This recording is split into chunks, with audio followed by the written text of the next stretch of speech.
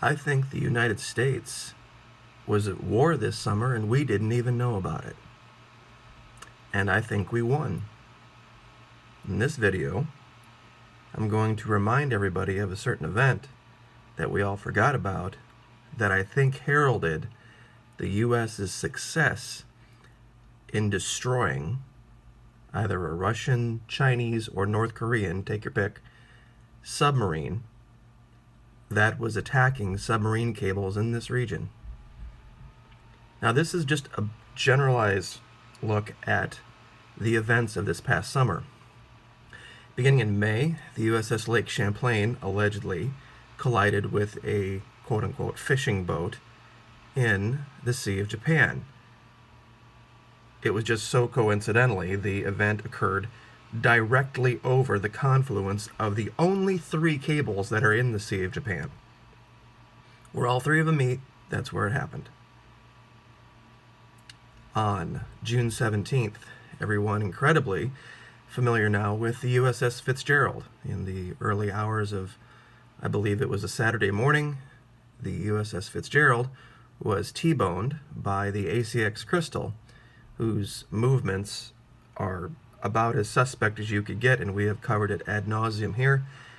Everybody knows the details. We lost 10 sailors and almost lost that ship. Then, only a couple months later, we had the Fitzgerald, where this happened, where a cable turned, and the turn of the cable follows the track of the Fitzgerald.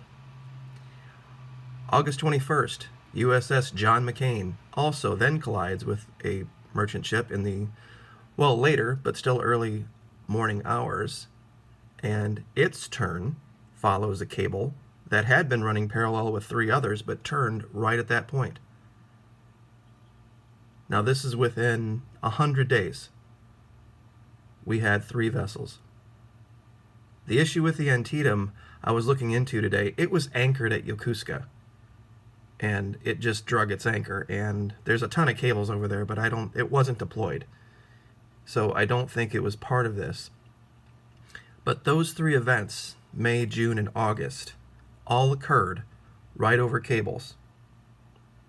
And the tracks of the ships follow the cables. We've established this now. So now we know what these destroyers were doing. We had 2 Arleigh Burke class destroyers and 1 Tycho class, the Champlain.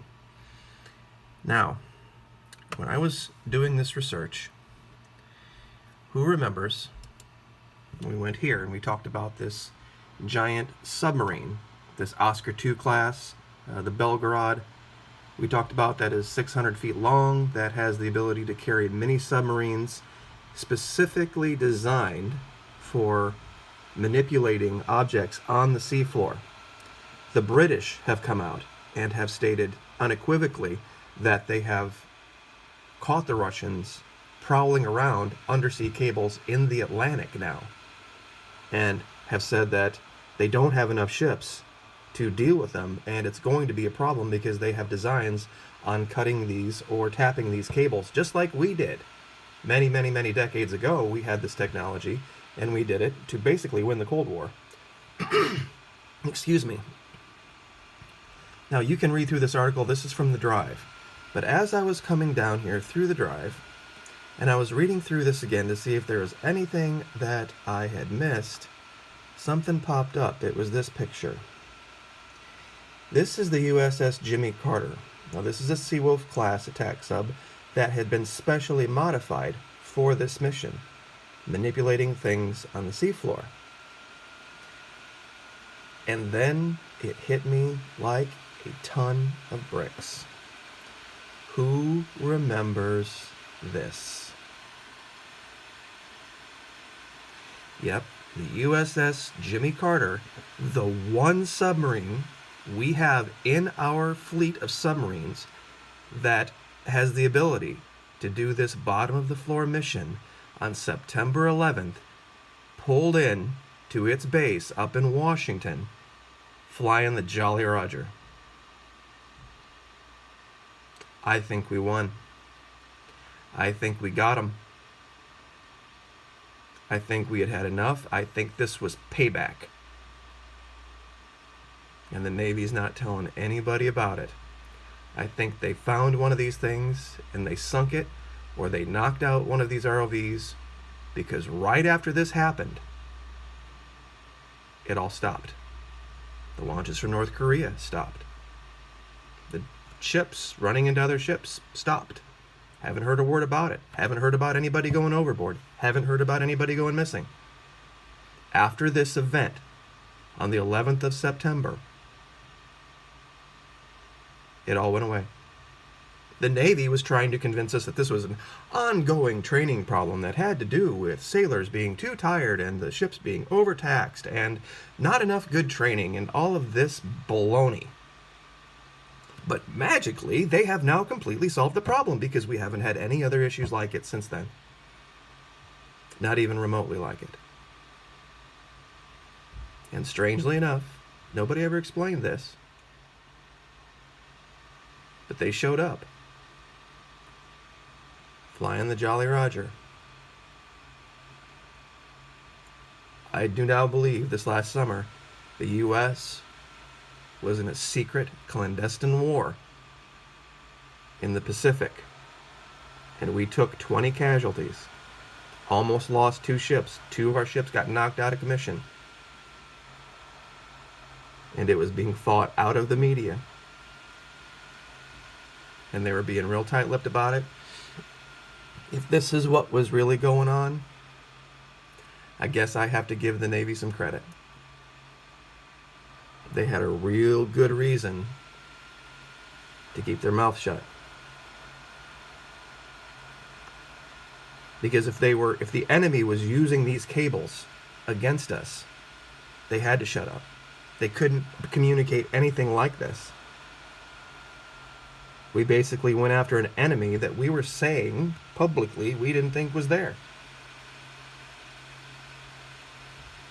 So, I am very glad that those sailors, all of them, did the honorable thing and kept their word, honored their oaths, and stood by those non-disclosure agreements. That explains those too. It absolutely does, folks. May, June, and August. 1 a month. 1 a month. And then nothing after September 11th. This may just be the first shot in a larger war.